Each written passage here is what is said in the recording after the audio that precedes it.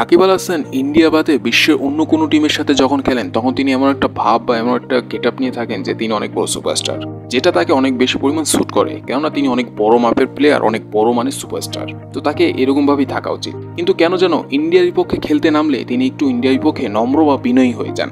এই কথাগুলো আমার না, এই কথাগুলো ভর্ত সমর্থকদের। আর এই কথাটা কেন উঠেছে? স্পোর্টসম্যানশিপের কথা তো আমরা প্রত্যেকেই জানি বা শুনেছি, আর বিশেষ করে ক্রিকেটে তো স্পোর্টসম্যানশিপ অনেক বেশি পরিমাণ দেখা যায়।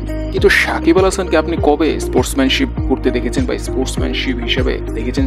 এই প্রশ্নটা যদি আমি আপনাকে করি, আপনাকে অথবা ভাবতে হবে। তো এবার সাকিব আল হাসানের সেই স্পোর্টসম্যানশিপের একটা ভিডিও যাচ্ছে ভাইরাল, আর যে ভিডিওটার জন্য সাকিব আল হাসানকে একদল করছে সমালোচনা, তো আর একদল করছে প্রশংসা। তো চলুন আগে ভিডিওটা দেখা যাক।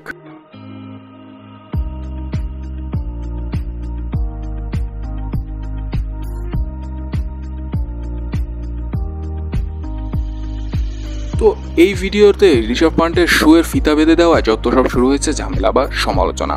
অনেকে বলছেন ইন্ডিয়ার ব্যাটসম্যান বলেই তিনি এত নম্রের সাথে এত সুন্দরভাবে শুয়ের ফিতা বেঁধে দিচ্ছেন। এখানে যদি অন্য কোনো দেশের ব্যাটসম্যান থাকতো কখনোই সাকিব আল হাসানকে এরকম দেখা যেত না।